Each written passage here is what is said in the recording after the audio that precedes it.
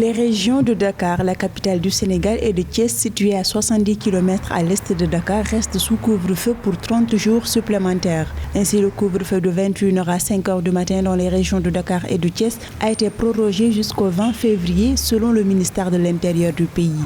Les manifestations et rassemblements sur la voie publique, les réunions publiques, les réunions privées, les rassemblements dans les hôtels, les bars, les cafés, entre autres, sont interdits. Le port du masque de protection reste en vigueur dans les lieux publics et privés, a indiqué l'arrêté.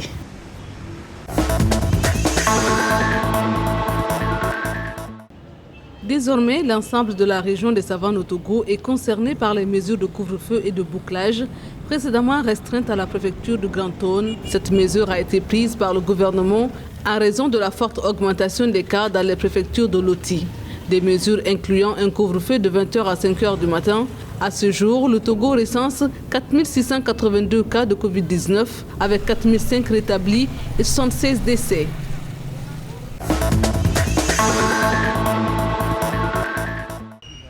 Un montant de 20,47 millions de dollars a été alloué à la Guinée-Bissau par le Fonds monétaire international. Ce montant permettra au pays de mieux lutter contre la pandémie de Covid-19. À ce titre, la Guinée-Bissau pourra répondre à ses besoins urgents dans divers secteurs qui ont été touchés par la crise sanitaire. En outre, l'économie du pays a été affectée par la crise qui a perturbé les activités économiques et conduit à une détérioration extérieure et budgétaire selon le gouvernement. À ce jour, la Guinée-Bissau compte 2542 cas positifs au Covid-19, dont 2420 guérisons et 45 décès.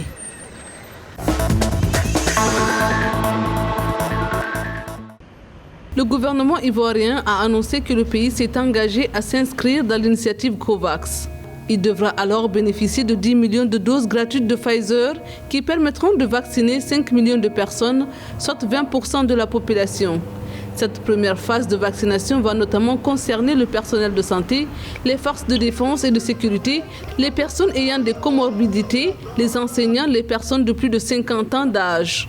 27 237 cas de Covid-19, dont 25 196 guérisons et 147 décès ont été recensés en Côte d'Ivoire.